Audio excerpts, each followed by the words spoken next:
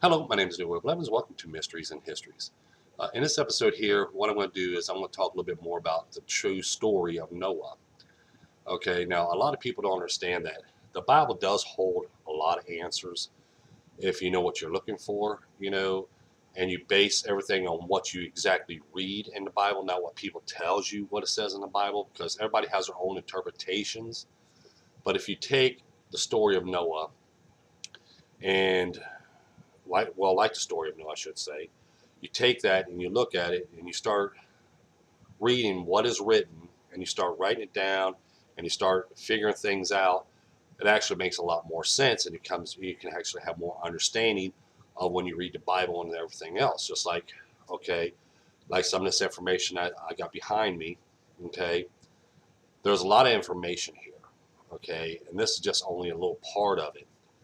But when you look at everything as it describes in the Bible, like I said, you make a lot more sense out of it. Like the time frames, okay? When people do research on Noah's Ark, let me bring up this one here first. People talks about Noah's Ark, okay? And like I said before, why people don't believe in the story of Noah is because when you base everything on this, like this time frame here, 12 months in 1 year, 365 days in 1 year, it's going to throw us off, okay? Because we're going to sit there and look at it and say, well, there's no way that Noah and his family was on this ark for 316 days if you base it on this, based on our time frames that we have today. Okay, there's no way it can happen. Okay, and then we're going to get confused about it because it's like, how can all these people not take care of all these animals and stuff like that in this kind of a time frame? Because that's why the story has to be false. Okay, because they're looking at it this way and they're saying we're thinking about it logically, but they're not thinking about logically, because if they was thinking about it logically as they put it, then they would know that 700 BC on back to the beginning, there was only 10 months in 1 year because January and February wasn't a calendar year. So when we go to that time frame and we look at it, and we look at the 10 months in 1 year, okay, we got 21 days in 1 month, 3 weeks in 1 month, 10 months in 1 year, 210 days in 1 year, okay? Then we're going to say, well, okay, now we're going realistic now. Now we can see how it's done, because now he was only on the ark for 190 days. Okay, now that makes more sense, because when you add that extra 155 days into a year, and it puts it over 300 some odd days on the ark, then that's why people get confused. But when you base it on what the Bible tells us, and it all fits in, okay, we can understand a lot more that, okay, they wasn't on there that long. Basically, when you get on the ark, they was on it for 7 days, and it starts raining and everything else. It rained for 4 days, 40 nights. Then the ark came to rest, and then 3 weeks later, the waters start receding and everything else. So see, we get a fully understanding. We can understand the story of Noah a lot more, and we can know the truth about Noah. But then we can see how it actually was done in the time of Noah. Like I said, there's a lot of information that you could pull from the story of Noah, and a lot of things we could find out today, because I watched, the stories that they put out there, and documentaries and the movies they made of Noah's Ark and everything else, especially the new one that just came out a couple of years ago. I think was really more fantasy than anything else, and I think that's what they was trying to portray the story of Noah as being more fantasy, with having rock people and all this other stuff. They're trying to make it into a fantasy thing, which is really not true. Okay, just like when we go by the time frames and stuff, and this is how we get more information, like I'll put right here. Okay, when we got a time frame from the beginning with Adam to the time of Noah, and then from the time of Noah down to the time of Abraham and stuff like that, we pull a lot of information, just like right here.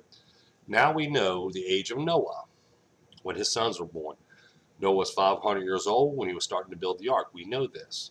Noah was also 500 years old when he begot his first son, Japheth. And Noah was 502 years old when he begot his second son, Shem. And Noah was 503 years old or older when he begot his last son, Ham. Okay, at the time of the flood, we know Noah was 600 years old.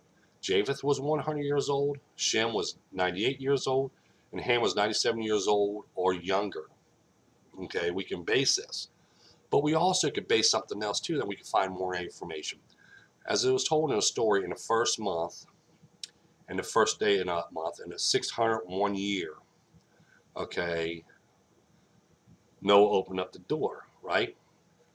But that also gives us more information on Noah, because see, the beginning of the year was actually in March. Because like I said, January, February wasn't in the calendar year in the time of Noah. So the first month is March, the first day of March.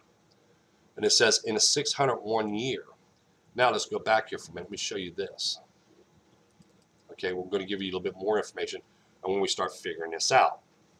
Okay, from the time of Noah, okay, from the time, I'm going to say from the time of Adam in the beginning to the time of Noah was 1,061 years. From the time of Abraham, from the beginning of time with Adam to the time of Noah was 1,061 years. Then, in the time of the flood, from the beginning with Adam and that, and from the beginning when earth was made to the time of the flood was 1,661 years.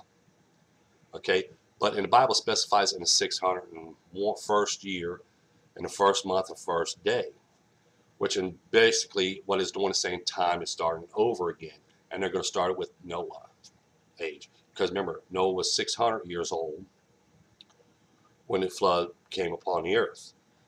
Then Noah was 601 years old on March 1st. So basically, March the 1st is Noah's birthday. So see, we can pull more information from that. And I can go into more details and stuff like that, but I don't want this video to be like 20 hours long. Okay, I'm just pointing out some facts here. But now we know Noah's birthday was actually March the 1st. And like I said, when you look at a time frame like this, okay, you're going to see that Adam lived to be 930 years old. Noah was born 131 years after Adam passed away. The flood was in the 600th year of Noah's life. The days of Peleg was 101 years after the flood. Then we have Abraham, from the time of Abraham and all the way to that is 290 years, okay? So now when we look at everything, and we piece it all together, from the time of Abraham, if we're going to base it on this way, from the time of Abraham to the time of the beginning was actually 2,052 years. So see, like I said, there's a lot of information when you start putting this down, and you make the time frames, and you make the age, you make this frame here, you make this time frame here, from time of Adam to the time of Noah. Just like I pointed out in my video of Noah's Ark, you know, Noah's father died 5 years before the flood. Noah's grandfather died during the time of flood. Okay, we could pull all this information out from seeing the time frames, and then we go base the time frames right here. We got timelines from Adam to the time of Noah. And then we have this true time frame, which is right here, 10 months in 1 year, 210 days in 1 year, you know, 3 weeks in 1 month, 21 days in a month. So when we got this, now we get more information, we can find more dates, and we can pinpoint things that you couldn't do before all this information came out. Just like when we look at the story of Noah. People says, well, how, you know, Noah got up that high, you know, the ark was way up there, you know, how to get 14,000, you know, the 14,000 foot level. How did Noah's Ark get up there? That because there ain't no way the flood could have been like this or like that. Again, the Bible gives us its answers. Okay, when we look at this and we go over the story of Noah that's told in the Bible and the story of the flood stuff, we will see that in the water rose. Okay, let's see, it rained for 40 days and 40 nights. Another 15 cubics, the mountaintops are covered. So basically, in the first few days of the month, which is right here, if you look at it, you got 500 feet. Okay, the high hills was actually 500 feet high. That's high hills. And then the mountaintops was only another 15 cubics, and then the water covered over them. And then that means the top of the mountain peaks in the time of Noah, was 545 feet. They're not the thousands of feet that we see today. This is why when the ark came to rest in mountains of Ararat, which means in the mountain area, it doesn't mean on top of the mountain, it means on the high hill next to the mountaintop. Because remember, the high hills is only 500 feet. The mountaintop was only 545 feet. another 45 feet higher than the high hills at that time in the time of Noah. So when the ark came to rest, it came into rest on the high hills next to the peak of Mount Ararat. Okay, now, like I said, this is in a time, this is basing it on the story. And like I said, you do your diagrams and you read the Bible and you start figuring this out and you start figuring that out. It makes a lot more sense. Now people sit there and says, well, wait a minute, high hills, you can look at me and says, well, the high hills is 500 feet. You look at Mount Everest, you know, the biggest mountain in the world, and you look at like Mount Ararat, 16,000 feet and all this other stuff. There ain't no way. There is another explanation for this. As again, the Bible gives us the answers. Okay, as you see here, a diagram that I did. Okay, you got timeline from the beginning of time to the flood and to the days of Peleg. In the beginning, it was, you know, just water, and then he formed it into a circle. He put land in one location, the seas in one location, and we had the flood. And then we had the land after the flood. And then after everybody separated, 101 years after the flood, everybody separated to a location because you already had the Tower of Babel and everything else. And everybody's language got confused, so that's when they started going their own locations.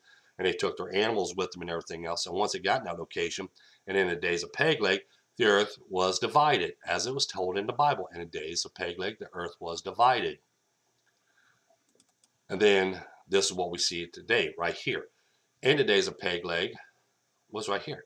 The earth divided amongst each other. That's why when we look at mountaintops, and we even look at the Grand Canyon itself. Here's an image of the Grand Canyon. Okay, as you noticed, why you see these rocks, looks like there's a staircase going up this here. That's because the earth was being compressed as it was coming apart. It was compressed, and now the high hills is becoming part of that mountain top. And now we have a mountain. We got the top peak of the mountain. We got the lower part of the mountain, which was the high hills back in the time of Noah, like I said. And that's why the earth looks the way we see it today. And we got mountain tops over 16,000 feet and everything else because of it. When the days of Peleg, the earth was separating, okay, and it is being compact. The land mass is being compact in certain locations stuff, and the land starts rising more out of the water as well. The land starts rising more, and they start compacting like this, as we see here. Looks like staircases. Okay, the Bible does gives us all these answers if you know how to look for them and if you know what to look for.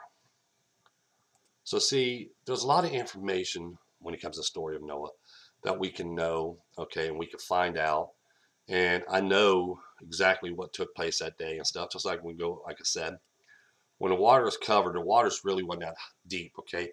So basically the water level, okay, when it came to the landmass now, the water level was only 500, say 545 feet from the ground level to the mountain top, which is 545 feet.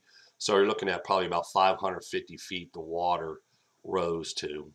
Okay, that's on the landmass itself, you know, and that's really not that deep compared to our time frame day where you got thousands of feet now in the ocean part.